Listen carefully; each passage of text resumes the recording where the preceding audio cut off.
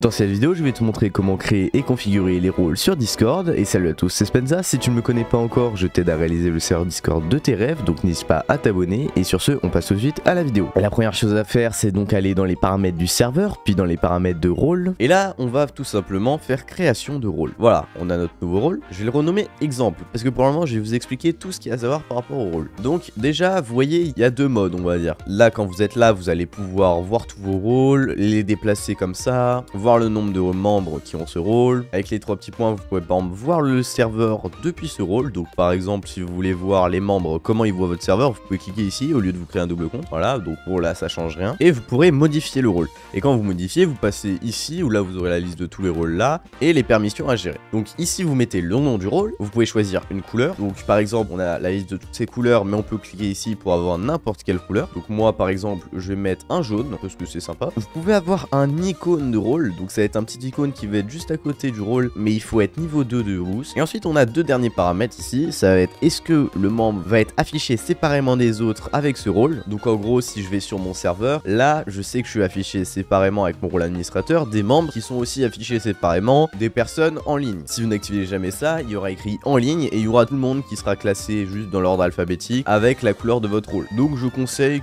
pour presque tous les rôles de l'activer. Permettre à tout le monde de mentionner ce rôle. Donc c'est à dire que de base, il y a une permission, on va voir après, mais je vous la montre déjà, qui permet de mentionner @rohan, @ir et tous les rôles. Mais si elle n'est pas activée par exemple pour les membres, ce que je vous conseille, c'est-à-dire que les membres ne pourront pas mentionner de rôle, sauf si vous activez ça dans les paramètres. Donc par exemple, vous pouvez activer ça sur certains staffs qui devraient être mentionnés pour aider, et je pense que c'est à peu près tout. Bon, maintenant on va aller dans les permissions. Donc dans les permissions, si vous voulez toutes les supprimer, vous pouvez cliquer ici. Moi je vais toutes les supprimer pour vous montrer une par une. Et sinon, on va commencer par la première. Voir les salons, c'est tout simplement, est-ce que de base la personne peut voir les salons. Dans tous les cas, salon par salon, on va pouvoir configurer ça après. Pareil pour toutes ces permissions. À toutes ces permissions là, on va pouvoir les configurer aussi séparément pour chaque salon. Là, c'est les permissions par défaut. Donc de base, oui, normalement tous les rôles ont cette permission. Gérer les salons, donc est-ce que la personne peut créer, modifier ou supprimer des salons. Gérer les rôles, c'est exactement la même chose mais pour les rôles, donc créer, modifier ou supprimer des rôles. Gérer les emojis autocollants, créer, modifier, supprimer les autocollants et les emojis.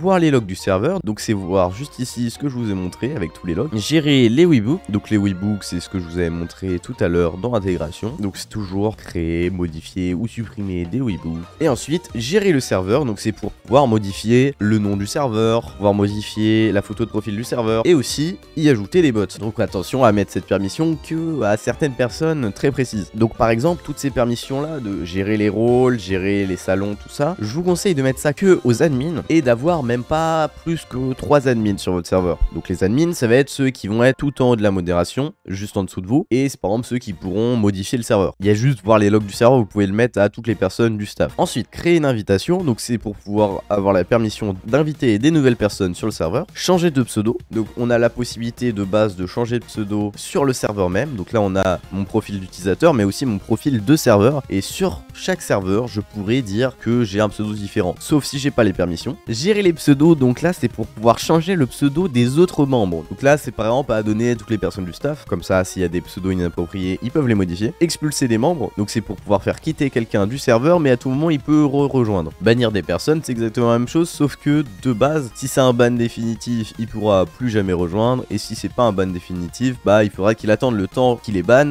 pour rejoindre. Exclure temporairement des membres, donc c'est un peu un mute pour que les personnes puissent plus discuter dans le chat et plus faire grand chose. Donc là c'est une sanction déjà un peu plus gentille que ban. Donc tout ça c'est bien sûr pour le staff, à ne pas donner à n'importe quel membre. Ensuite les permissions textuelles, donc on a envoyé des messages, donc est-ce que les personnes peuvent envoyer des messages de base. On a 3 permissions par rapport aux fils, donc les fils c'est quoi? C'est tout simplement si j'envoie un message, je peux créer un fil, donc juste là, qui va être un sous-salon. Vous pouvez changer le nom et envoyer des messages dans ce fil. Donc on voit que le fil a été créé et c'est un sous-salon quoi. Donc ça c'est un fil public, mais il y a aussi la possibilité d'avoir des fils privés. La différence c'est que fil public de base t'as juste à cliquer ici pour le rejoindre et voir tous les messages qui sont dedans, alors que fil privé tu dois y être invité. Et maintenant que vous savez ce que c'est un fil, il y a donc la permission de envoyer des messages dans les fils, créer des fils publics et créer des fils privés. Ensuite, intégrer des liens, donc c'est par exemple pour les gifs. Les gifs c'est un lien pour ceux qui savent pas. Si je prends n'importe quel gif, par exemple celui-là, si je fais modifier, on voit que c'est un lien Tenor. Donc Tenor qui est le site de gif utilisé par Discord. Et si vous désactivez l'intégration des liens, il y aura juste le lien du gif, mais il n'y aura pas cette intégration. C'est pareil si j'envoie un lien par exemple YouTube. Si j'envoie ce lien YouTube par exemple,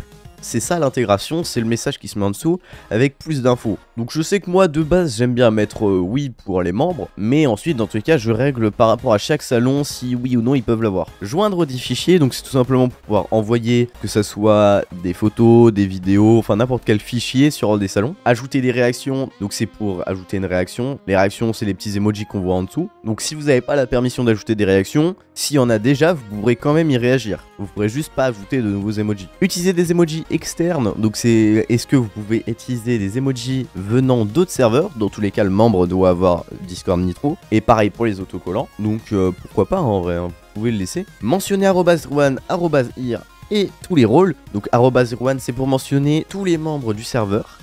@ir c'est seulement toutes les personnes qui sont en ligne sur le serveur. Et bah tous les autres rôles, vous pouvez mentionner rôle par rôle. Ça je vous conseille de mettre pour personne, sauf pour les administrateurs qui doivent par exemple faire des annonces. Gérer les messages, donc c'est ce que les personnes peuvent supprimer ou épingler des messages d'autres membres bien sûr. Donc ça pareil c'est pour le staff. Gérer les fils, donc c'est ce que la personne peut renommer, supprimer, fermer, activer le mode lent sur les fils, etc. etc.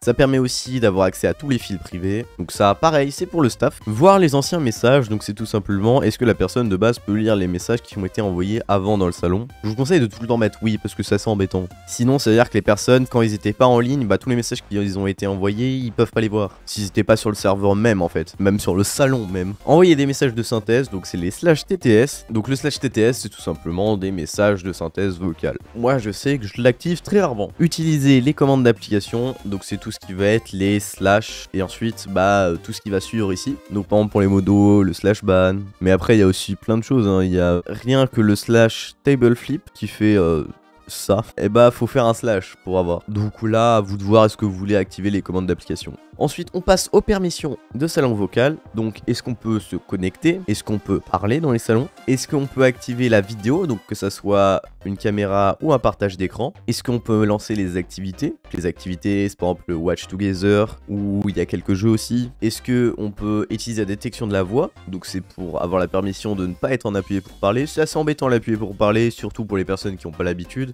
Donc, je vous conseille de mettre aussi tout le temps utiliser la détection de la voix. Est-ce qu'on a la voix prioritaire? Donc, ça, c'est par exemple pour les modos, pour qu'ils aient le son un peu plus fort que les autres membres et qu'on les entende bien. Prendre les membres muets, donc c'est pour pouvoir mute quelqu'un sur le serveur mais en voc. Mettre en sourdine, donc là c'est pour le mute casque, donc c'est que lui n'entende plus rien. Déplacer les membres, donc ça va être pour pouvoir modifier dans quel salon une personne est. Donc la move de tel salon vocal à tel salon vocal. Donc de voix prioritaire à déplacement des membres, tout cela c'est pour le staff bien sûr. Et ensuite gérer les événements, donc c'est pour créer, modifier ou annuler des événements. Et ensuite on a administrateur, et administrateur c'est très simple, c'est pour avoir toutes les permissions automatiquement. Donc si je l'active, je peux avoir supprimé 100% des permissions qui sont ici, la personne l'aura quand même. Et un administrateur, si vous essayez de lui cacher un salon, dans tous les cas il pourra voir tous les salons. Donc si vous créez un salon où normalement il n'a pas la permission de voir, bah s'il est administrateur, il aura aussi la permission. Donc attention à ne mettre administrateur que les administrateurs vraiment de confiance. Alors bien sûr ils pourront pas supprimer le serveur, mais ils pourront quand même bien vous embêter s'ils ont des mauvaises intentions. Ensuite lien, c'est une nouvelle fonctionnalité tout simplement pour que le rôle soit attribué à toutes les personnes qui par exemple vont avoir lié leur compte YouTube ou avoir lié leur compte